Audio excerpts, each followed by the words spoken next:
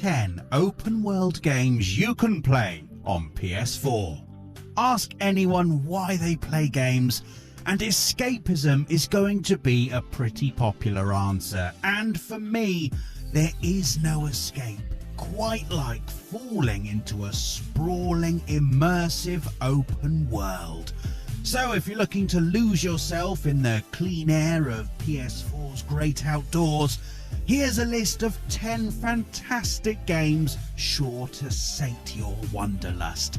We've got a self-imposed rule of only one game per series, and the list is in no particular order. There are many different reasons we love open world games. The thrill of exploration, unrivaled gameplay freedom, and, as is the case with our first entry, super-heroic traversal. Marvel's Spider-Man has no equal when it comes to getting about New York. Sure, you can fast travel and enjoy Spidey on the subway, but to be honest, I rarely did that in my playthrough. Flinging yourself through the gorgeous urban jungle of Manhattan is so exhilarating you just won't want to travel any other way. The New York of Marvel's Spider-Man is essentially your playground, a huge expanse of gleaming skyscrapers just begging you to sprint up them, dive off, and then string together a balletic sequence of swings and aerial pirouettes as the evening sun glares and the music soars. It just feels incredible. The team at Insomniac has absolutely nailed Spider-Man's elastic grace. A number of times my stomach dropped in real life, coming to the peak of a swing before plunging back to the streets below. Open world traversal just doesn't get any better than this. After years of honing their craft with the visually incredible Killzone games, Guerrilla Games delivered an absolute original with our next entry, Horizon Zero Dawn. The game is a success on so many levels. The setup drips with intrigue, a world overrun with creature-like machines, with tribes of humans living among the ruins of a once great civilization. Our supremely calm and capable hero Aloy is brought to life by a perfectly measured and convincing performance by Ashley Birch. The world itself, surprising no one who's played the Killzone series, is a constant jaw-dropper.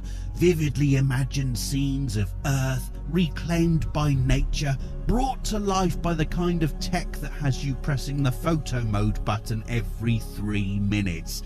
Put all that together with the kind of rich, compelling story few open world games manage to pull off, and battles against the towering machines featuring intricately articulated physics, and Horizon Zero Dawn emerges as one of PS4's most accomplished titles. Our next entry is Skyrim, and I've tried for years to pin down and articulate what makes this world so endlessly explorable and why it's such a joy to simply exist within it. To no avail. There's a soul and an essence to this place that seems to evade any attempt to ensnare it with language. Skyrim as a place has grown beyond its coded source and sort of taken root in our collective cultural consciousness. I remember Skyrim in the same way I remember places I used to go on holiday as a child. The physical forms of the trees, rivers and mountains, on their own, less relevant than the emotional response they elicit. But even if you're new to Skyrim, it is a world just begging to be explored. I've played this game on and off for the best part of a decade and am still discovering things even now.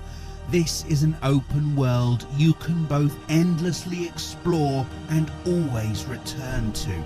Absolute magic. The Witcher 3 is one of those games, matched perhaps only by Skyrim on this list, where the immersion of the world isn't just about the geography of it all, the towns, forests and hidden caves. Oh, shall I try and climb that mountain? It's about a sense of place that's deeper than marks on a map, a world of meaning and possibility, an attitude of storytelling that's transportive in that way so few things are once we slip out of childhood. With The Witcher, there's a canny folk sensibility to its time, place and politics. War touches everything. Armies mass at borders, the dead fill the fields, and their bodies feed monsters that lurk in the shadows. As Geralt, you stand apart from this conflict, or at least try to, grimly plying your trade as a monster slayer for hire. The arid wit of Andrzej Sapkowski's stories preserved faithfully in this new tale about the search for your adoptive daughter Ciri and the coming battle against the riders who call themselves the Wild Hunt. The open world plays a huge part in what makes The Witcher essential. Galloping over a storm-swept hill at sundown, investigating an abandoned ruin, sailing the crags of the Skellig Isles. These are the things fantasy epics are built from, but the real magic is how the world supports and brings alive a place and a way of being that seems like it was just waiting to exist all along. Next up, we've got Red Dead Redemption 2, an enormous, intimidatingly beautiful open world with a depth and richness of detail that quite frankly blows our minds. Red Dead 2 is a game that wants you to soak up its world at every opportunity. The game rolls along at a pleasingly slow pace, life's smaller pleasures, like the sound of a stream chattering over the rocks, the echo of an eagle's cry as it cracks around empty mountain air, the pleasing clip-clop of your horse's hooves crunching through the soil. Being in the world of Red Dead 2 is as much a part of playing the game as all the shootouts and street brawls, and in terms of just relaxing, whether you're fishing, rowing or simply camping out and staring at the stars, nothing comes close to Rockstar's masterpiece. You can practically taste the fresh air in your lungs, smell the pine trees, feel the invigorating icy touch of that water. Wonderful. Our next entry, Days Gone, is a fresh take on a crowded genre. The game's post-apocalypse has survivors living in camps and moving through the world on customised drifter bikes. Mad Max meets Sons of Anarchy, Second Amendment loving outlaws inheriting the beautiful wilds of the Pacific Northwest. It's a compelling setup, and that's before we get to the game's real star, which are the Freakers, the emaciated, shrieking infected who roam the open world in persistent hordes. These hordes are a technical marvel, a seething mass of hundreds of individual bodies swarming and charging, unlike anything we've ever seen. And crucially, they make for brilliant, unique gameplay. Desperate encounters full of tricks, traps, endless rounds of ammunition, and above all, lots of running away. Yakuza 0 is next on our list. We could easily have included any of the games from Sega's incredible crime saga, but we've gone with 0 as it's the best place to start if you're a newcomer, and features an open world that may not be as massive as others on this list, but what Kamurocho and Sotenbori lack in size, they make up for in character, detail and the sheer endless number of things to do and places to explore. These areas are stylized, fictional recreations of Tokyo's Kabukicho and Osaka's Dotonbori, and if you've been to either of those in real life, you'll know Sega has just nailed it.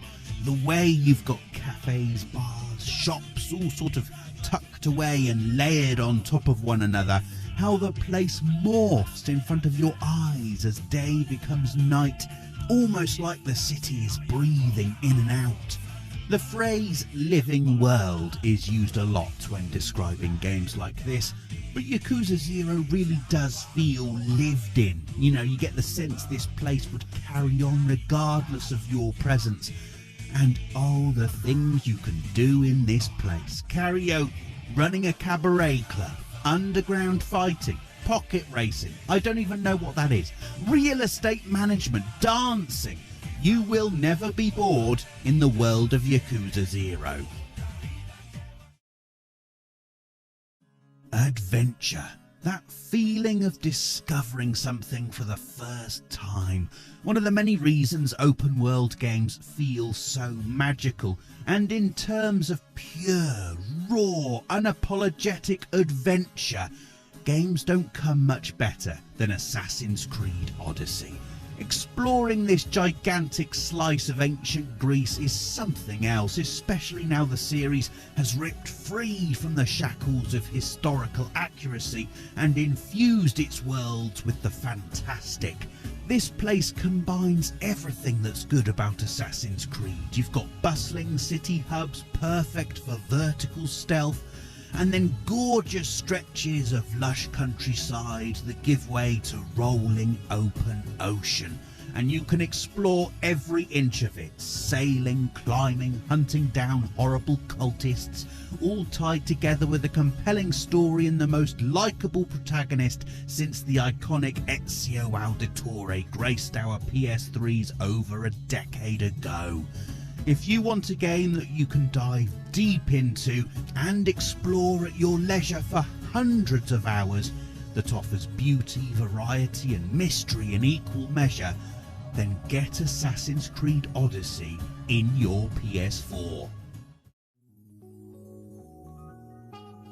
GTA 5 recently became the largest grossing entertainment product of all time, which is probably a bigger seal of approval than us listing the ways it's really good.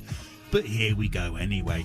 GTA 5 is really good because nobody brings a sense of depth and detail, of warping the real world into a magic virtual box and caging it inside your PS4 the way Rockstar does.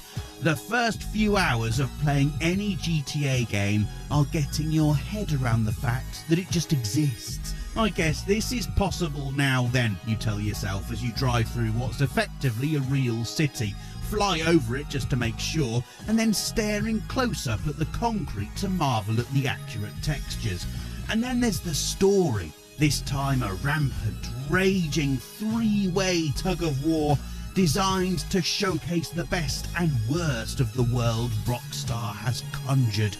And then there's GTA Online, a never-ending spiral of new things to do, a playground of speed and destruction and staring at concrete. Last but not least, Death Stranding. The most unique open world you will ever experience. For starters, it's eye-meltingly beautiful. The first time I saw this bleak, melancholic landscape, I was floored. Death Stranding wants you to connect to this world. This isn't just a big bowl of mountains and rivers you whiz through on your way somewhere else. This is a place you'll get to know intimately, traversing it one foot in front of the other, scaling cliffs, wading across rivers. There's a deliberateness to it, a slow, meditative quality that draws your focus to the here and now. You'll become aware of your every footstep, your breath hanging in the cold air. You can feel the elements in Death Stranding, and it's just incredible. Also, it's a wonderful playground for those times when you do want to think about other things, like sneaking up on mules, for instance, and stealing their trucks. But yes, if you're after an open world experience that places no limits on where you can go and truly conveys the breathless wonder and power of nature, then Death Stranding is the one. So